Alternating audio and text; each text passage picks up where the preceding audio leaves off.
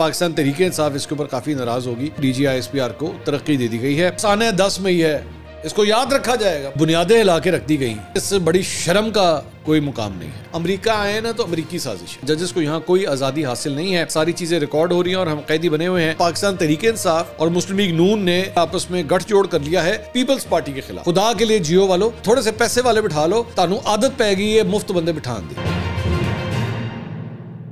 अस्सलाम वालेकुम नाज़रीन, मैं हूं मंसूर अली खान। अपने डिजिटल चैनल के ऊपर आपको खुशामदीद कहूँगा। नाज़रीन, साने 9 मई के हवाले से तो आपने बहुत कुछ सुना होगा। साने 10 मई क्या है, इसके बारे में थोड़ी देर में आपके साथ मैं बात करने जा रहा हूँ। एंड तक इस वीडियो को ज़रूर देखिएगा कि आखिर ये साने 10 मई क्या है और ये बात मैं ये लफ्ज़ में क्यों इस्तेमाल कर रहा हूँ। लेकिन इसके साथ साथ और भी बड़ी अहम कुछ खबरें हैं, तो एंड तक इस वीडियो को देखना मत भूलिएगा और चैनल को सब्सक्राइब ज़रूर कीजिए। अगर आपको वीडियो पसंद आए उसे लाइक और शेयर ज़रूर कीजिएगा। और ये जो साने 10 मई है, इसके हवाले से मैं चाहूँगा कि नीचे कमेंट सेक्शन में आप अपना तबसरा और तज्जिया ज़रूर दीजिएगा। आपके कमेंट मेरे लिए बहुत इंपॉर्टेंट होंगे इस टॉपिक के ऊपर। थोड़ी देर में इसके ऊपर मैं बात करता हूँ, लेकिन पहले ज़रा कुछ खबरें शामिल कर लें। एक तो जनाब, पिछले हमने वीलॉग के अंदर DGISPR के हवाले से बात की थी, मेजर जनरल अहमद शरीफ साहब। तो अब रात गए जो है वो ये ख़बर आई है कि मेजर जनरल साहब को जो है वो तरक्की दे दी गई है। DGISPR को तरक्की दे दी गई है। 24 न्यूज़ ने ये रिपोर्ट किया है। अच्छा, 24 न्यूज़ आपको पता होना चाहिए कि वो मोहसिन नकवी साहब का चैनल है। तो मोहसिन नकवी साहब के चैनल से अगर ये ख़बर आ रही है तो फिर काफ़ी ऑथेंटिक ख़बर होगी, मतलब मैं उस पर डाउट नहीं कर सकता। उन्होंने कहा है कि जी, उन्होंने नहीं कहा, उनके चैनल ने कहा है कि 3 मेजर जनरल्स को जो है वो लेफ्टिनेंट जनरल के ओहदे पे तरक्की दे दी गई है। और इसमें DGISPR मेजर जनरल अहमद शरीफ चौधरी साहब भी शामिल हैं, जो अब लेफ्टिनेंट जनरल अहमद शरीफ चौधरी साहब कहलाएंगे। इसके अलावा मेजर जनरल उमर महमूद बुखारी, वो लेफ्टिनेंट जनरल उमर महमूद बुखारी बन गए हैं। और इनायत हुसैन साहब जो कि पहले मेजर जनरल थे, अब वो भी लेफ्टिनेंट जनरल बन गए हैं। तीनों अफसरान को नई जिम्मेदारियाँ भी तफवीज़ कर दी गई हैं। Army chief general Asim Munir ने तरक्की पाने वाले तीनों 3 स्टार जनरल्स की तैनातियाँ भी कर दी हैं। लेफ्टिनेंट जनरल उमर बुखारी को कमांडर 11 कोर पेशावर जो है वो बना दिया गया है। लेफ्टिनेंट जनरल इनायत को चीफ ऑफ लॉजिस्टिक सर्विसेज बना दिया गया और लेफ्टिनेंट जनरल अहमद शरीफ को DGISPR तैनात किया गया, यानी कि अपने उसी ओहदे के ऊपर जो है वो बरकरार रहेंगे। लॉन्ग कोर्स में उमर महमूद बुखारी ने एजाज़ी शमशीर और हुंजा से ताल्लुक़ रखने वाले इनायत हुसैन ने सदारती गोल्ड मेडल जो है वो हासिल किया था। 3 स्टार ओहदे पर तरक्की पाने वाले दोनों अफसर GHQ में vice chief of general staff में खिदमात अंजाम दे रहे थे, जबकि लेफ्टिनेंट जनरल के ओहदे पर तरक्की पाने वाले अहमद शरीफ चौधरी पहले ही DGISPR के ओहदे के ऊपर मौजूद हैं। अब उन्हें उनकी तरक्की हो गई है। वैसे पाकिस्तान तहरीक इंसाफ इसके ऊपर काफ़ी नाराज़ होगी, क्योंकि पिछले 3-4 दिन से इन्हीं जनरल साहब के हवाले से वो काफ़ी ट्वीट्स भी कर चुके हैं, गुस्से का इजहार भी कर चुके हैं, और अब इसी दौरान जो है उनको तरक्की भी दे दी गई है। सीनियर जर्नलिस्ट हैं माजिद निज़ामी साहब, अक्सर आर्मी की जो पोस्टिंग्स होती हैं या तरक्कियां होती हैं उसके ऊपर बड़ी इन डेप्थ वो एनालिसिस देते हैं। उन्होंने इस मामले के ऊपर ट्वीट किया और उन्होंने कहा, लेफ्टिनेंट जनरल के ओहदे पर तरक्की पाने वाले DGISPR जनरल अहमद शरीफ चौधरी का ताल्लुक electrical and mechanical engineering course से है। इस कोर्स से आटे में नमक के बराबर अफसरान को लेफ्टिनेंट जनरल के ओहदे पर तरक्की दी जाती है, लेकिन जनरल अहमद शरीफ चौधरी तरक्की हासिल करने में कामयाब रहे। उनके वालिद मशहूर एटमी साइंसदान सुल्तान बशीर महमूद हैं। जनरल अहमद के दादा का नाम चौधरी शरीफ था, इसी मुनासबत से उनका नाम अहमद शरीफ रखा गया। मशरक़ी पंजाब से ताल्लुक़ रखने वाले सुल्तान बशीरुद्दीन ने हॉलैंड जाकर हुकूमत पाकिस्तान की तरफ से डॉक्टर कदीर से पहली खुफिया मुलाकात की थी, जिसके बाद डॉक्टर कदीर पाकिस्तान आए। 9/11 के बाद अलकायदा और तालिबान से ताल्लुकात के इल्ज़ाम में सुल्तान बशीरुद्दीन महमूद को कुछ वक्त के लिए गिरफ्तार भी किया गया, लेकिन बाद में रिहा कर दिया गया। उन्होंने कहा कि हाल ही में लेफ्टिनेंट जनरल के ओहदे पर तरक्की पाने वाले जनरल उमर अहमद बुखारी दौरान service vice chief of general staff DG Sindh rangers commander military academy Kakul रह चुके हैं। तहरीक इंसाफ दौर में जब IG सिंध को मुबैना अगवा और कराची के होटल में मरीम नवाज के कमरे से उनके शौहर कैप्टन सफदर को गिरफ्तार किया गया था, उस वक्त major general Umar Bukhari DG rangers Sindh थे।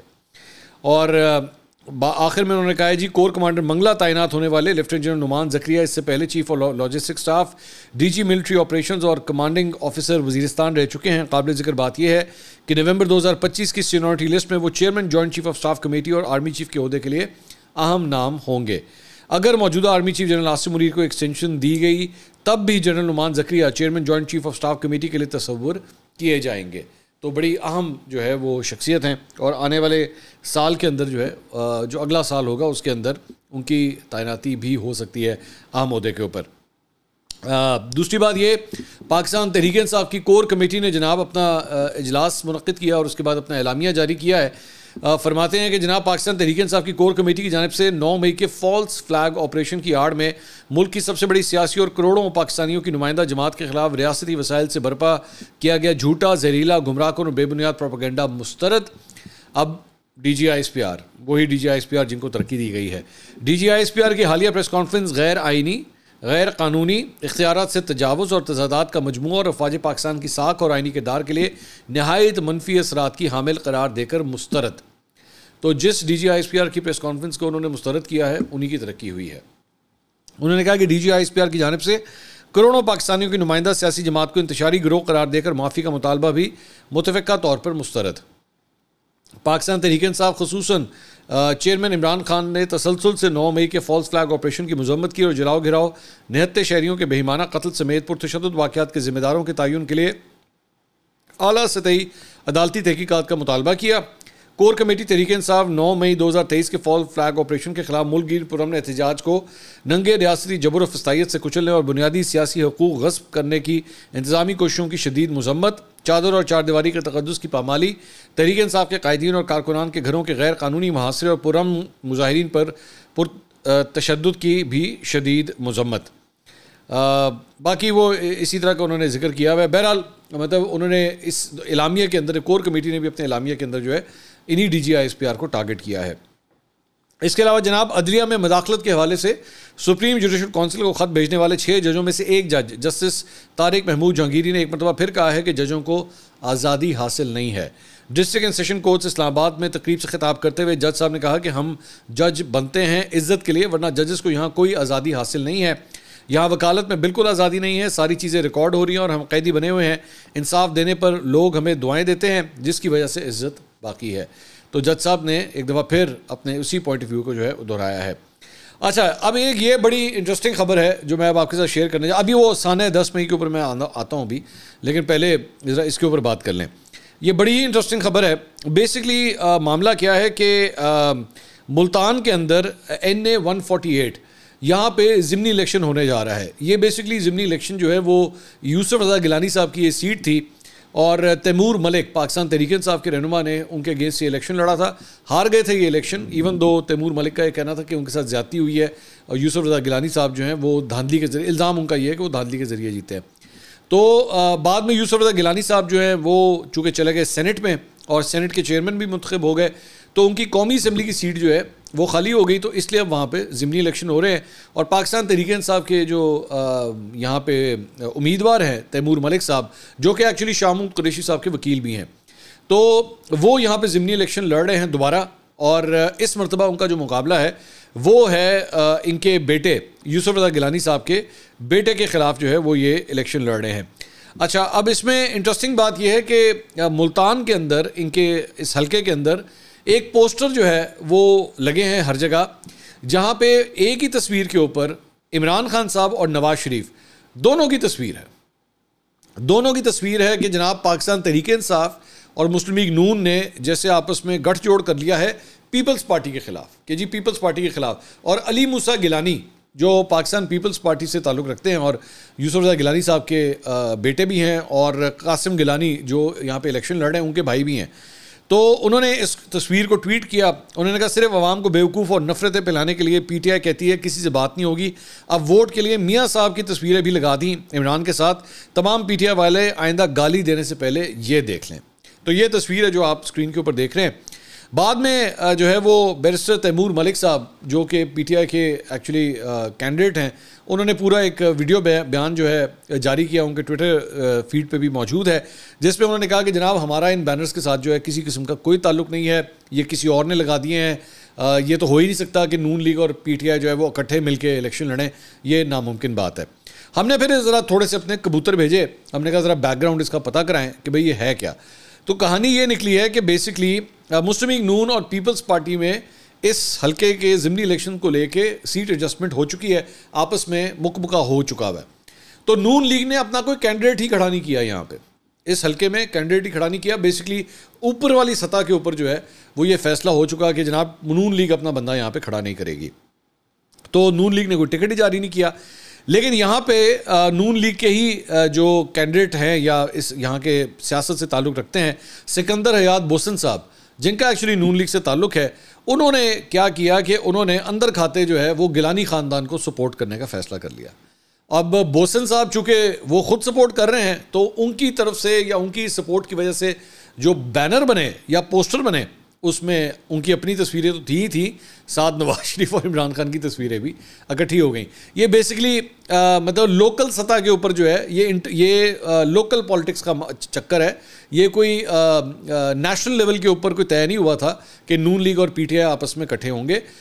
ऊपर वाली सतह के ऊपर आपस में ये तय हुआ कि हाँ जी ठीक है, नून लीग को के बंदे को टिकट नहीं दिया जाएगा, लेकिन लोकल लेवल के ऊपर जो है वो नून लीग का बंदा पीटीआई के बंदे को सपोर्ट कर रहा है वहाँ पे। तो ये एक्चुअली बैकग्राउंड है और इस वजह से ये बैनर्स जो हैं वो इकट्ठे छप गए। अब वो बेचारे तैमूर मलिक साहब को जो है वो एक्सप्लेनेशंस देनी पड़ी कि नहीं ऐसी कुछ नहीं किया, हमारा इससे कोई ताल्लुक नहीं है।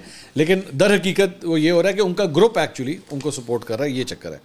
अच्छा जी, अब आ जाए ज़रा साने 10 मई के ऊपर कि भाई ये क्या चक्कर है, ज़रा ये भी आपके साथ शेयर कर दें।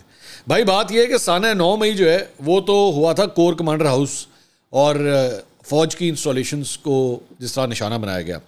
साने 10 मई में पाकिस्तान की क्रिकेट को जिस तरह निशाना बनाया गया है और उसकी बुनियादें हिला के रख दी गई कल रात को, मेरे ख्याल में इससे बड़ी शर्म का कोई मुकाम नहीं है, कोई शर्म का मुकाम नहीं है कि पाकिस्तान जैसा मुल्क जो है वो आयरलैंड से अपना T20 मैच हार गया।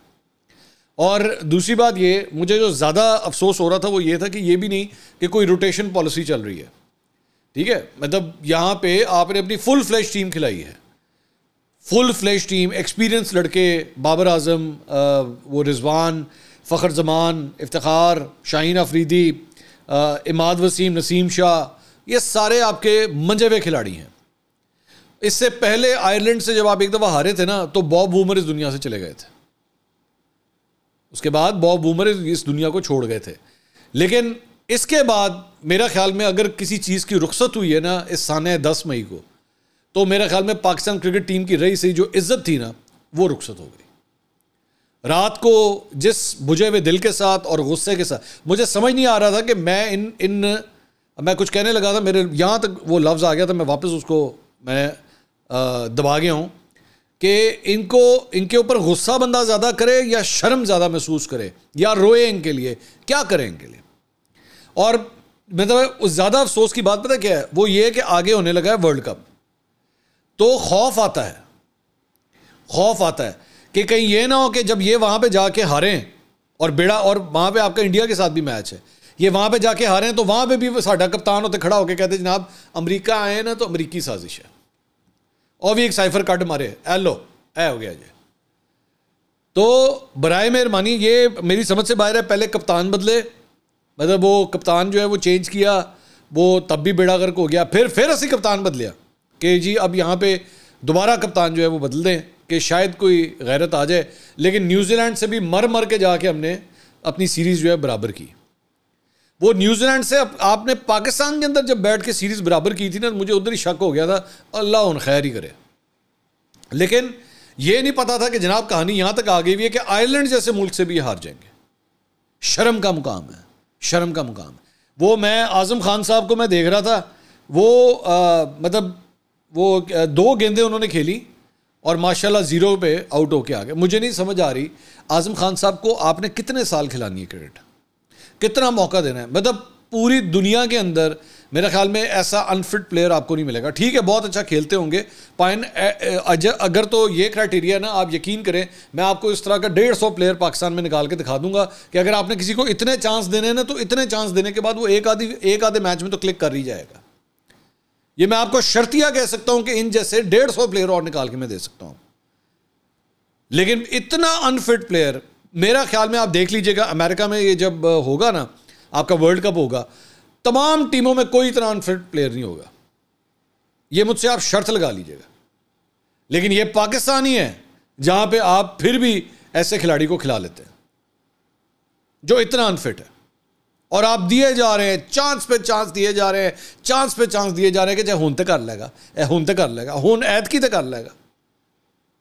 वो शुक्र है साइम अयूब साहब जो है वो 45 कर गए, उनको भी बड़े चांसेस दिए थे, अब जाके कोई 45 हुआ है उनसे जाके, शुक्र है। लेकिन और वो बाबर जो है वो तो बतौर कप्तान 57 कर गया, मतलब उसने हाफ सेंचुरी कर ली, और की करे हो वो। या तो फिर बाबर आजम साहब को कहते हैं भाईजान तुसी अपनी फोटो कॉपियाँ करा के ले जाओ, और तो कोई तरीका नहीं है, क्योंकि बाकी टीम को तो गैरत नहीं आ रही। तो खुदा के लिए उठ जाए, उठ जाए, वर्ल्ड कप आ रहा है भाई, उठ जाए। और कब आपने होश संभालना है?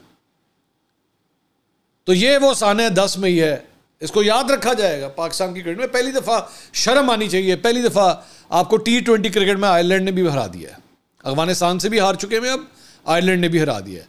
कोई रह तो नहीं गया लिस्ट में, और कोई नाम है तो दस दो, ताड़ी सीरीज उत्थे भी करा देने, उधरों भी जाके कोई चपेड़ा खा के आ जाओ कि हाँ जी ठीक है, इससे भी हारना तो चलें, इससे भी हमने पूरा कर लिया। अल्लाह का लाख लाख शुक्र है, साड़ा रिकॉर्ड कायम है। जाग जाएं, बस करें अब।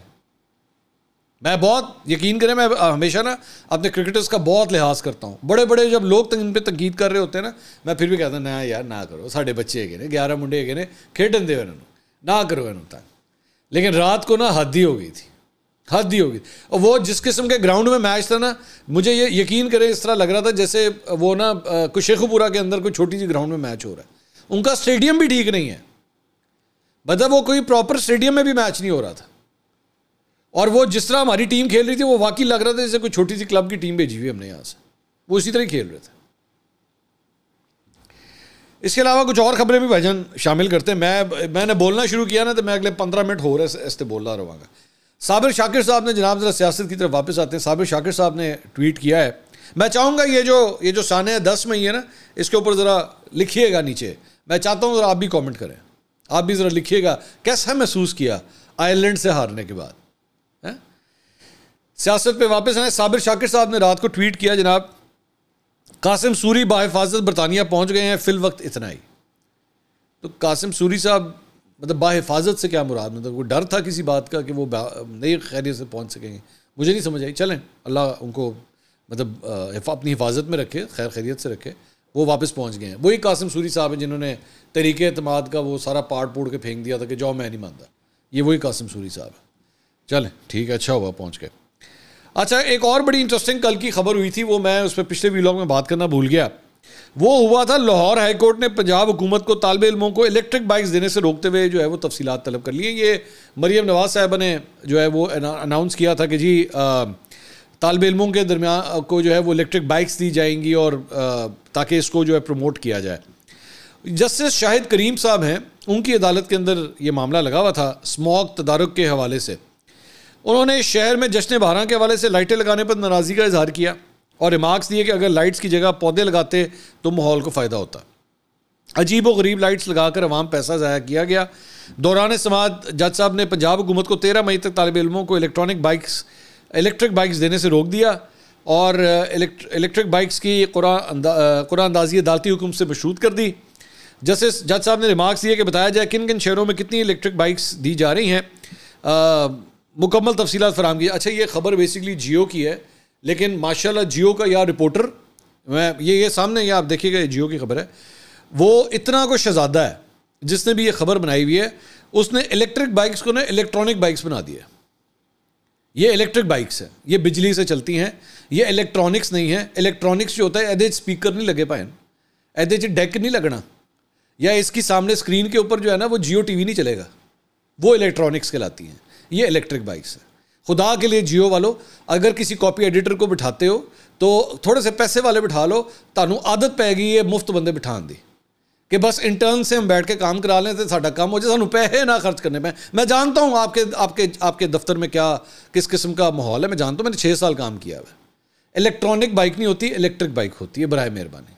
खैर, तो जज साहब ने जनाब ये रिमार्क्स दिए, उन्होंने रोक दिया, उन्होंने कहा भाई अभी नहीं देनी। और वो वजह उन्होंने जो रिमार्क्स दिए ना वो बड़े इंटरेस्टिंग है। जज साहब फरमाते हैं कि तालिब इल्मों को बाइक्स देंगे तो वो वन व्हीलिंग करेंगे। वो क्या करेंगे? One wheeling. और तालिब इल्म लड़कियों की तालीमी इदारों के बाहर जाएंगे। हुकूमत बाइक्स के बजाय कॉलेजेस को इलेक्ट्रॉनिक, अच्छा फिर इलेक्ट्रॉनिक लिखा हुआ है, इलेक्ट्रिक बसें फराहम करे। ठीक है, पहली बात तो जज साहब बड़ी माजरत, मैं हाथ जोड़ के ना आपसे दरख्वास्त करता हूँ, बड़ी मैं चाहूँगा कि आप ना कोई मुंडा लबो कोई लाहौर च जेड़ा इलैक्ट्रिक बाइक दी वन व्हीलिंग करके दिखाए मैंने, ठीक है, इलैक्ट्रिक बाइक दी वन व्हीलिंग मैंने करके दिखाया। क्योंकि इलैक्ट्रिक बाइक के अंदर ना एक बहुत हैवी किस्म की बैटरी लगी होती है, कौन चुकेगा उन्होंने, मैंने एंज जड़ा करना है इन्हें चुकेगा कौन। और दूसरी बात ये कि ये जब आप ये बात कहते हैं ना कि तालिब इल्म लड़कियों की तालीमी, मतलब वो इलेक्ट्रिक बाइक के ऊपर ही जाएंगे, दूसरी बाइक पे नहीं जा सकते। ये किस किस्म के रिमार्क्स थे, मुझे नहीं समझ आई इन बात की। और मतलब आपने क्या समझा हुआ है कि जितना तालिब इल्म होता है कि वो सारा का सारा ऐसा ही होता है कि वो पहले बाइक लेगा और बाइक लेने नाल ही कहेगा चलो जी कुड़ियां के कॉलेज से बाहर चलो। जज साहब क्या हो गया आपको, मतलब माजरत के साथ, मेरे भी ना 3 बेटे हैं जिसमें से 2 जो हैं वो अब कॉलेज गोइंग है। मैं हड्डियाँ ना भन दूँ उनकी अगर मुझे पता लगे कि ये इस किस्म की हरकत करते हैं। हर एक को एक जैसा ना समझा करें बराए मेहरबानी, ये इंसल्टिंग बात है, इंसल्टिंग बात है कि आप मतलब इस बुनियाद। और दूसरी बात ये कि ये अब क्या मतलब पाकिस्तान की जुडिशरी का ये काम हो गया कि वो बैठ के फैसला करेगी कि जनाब एनू बाइक लाती है ओह उत्थे ना चला जाए, ओह उत्थे। आप एक काम करें ना, आप कैनेट कॉलेज, लाहौर कॉलेज या जितनी भी लड़कियों के कॉलेजेस हैं उनके बाहर लगा दें इलेक्ट्रिक बाइक यहाँ पे आना मना है, या तो ये लिख दें आप। सो मेरे ख्याल में एक हदूद होनी चाहिए एडमिनिस्ट्रेटिव अफेयर्स की कि यार ये गवर्नमेंट का ओ भाई लाइटा क्यों लाती हैं, इतने पौधे ला दो। वो कल को पौधे लगाते हैं, आप इस पर कह दो पौधे क्यों लाते, लाइटा ला दो। ये कोई बात नहीं है करने वाली। मतलब मुझे अजीब लगे कि ये क्या जज साहब के ये रिमार्क्स होने चाहिए कि भाईजान आपने ये काम इस तरह करना है। हाँ, कोई गैर कानूनी काम हो रहा है, कोई गैर आइनी काम हो रहा है, वो आप उसके ऊपर 100 दफ़ा आप एक्शन लें, उस पर हुक्म दें, हुकूमत को पिनलाइज करें इसके ऊपर। लेकिन इतनी छोटी छोटी चीज़ों के ऊपर कि जी इलेक्ट्रिक बाइक्स जो है वो हमने वो अगर ये हो जाएगा तो फिर वो हो जाएगा तो कुड़ियाँ के कॉलेज से बाहर चले जाएंगे। फॉर गॉड से क्या हो गया। जिसने जाना है वो मोटरसाइकिल पे भी जाएगा, स्कूटर पे भी जाएगा, रिक्शे पे भी जाएगा, साइकिल पे भी जाएगा। और जिसने नहीं जाना ना उसके पास अगर मर्सिडीज भी होगी तो वो फिर भी नहीं जाएगा। इस ध्यान में रखिए। अगली वीडियो में आपसे दोबारा मुलाकात होती है। अल्लाह हाफ़िज़।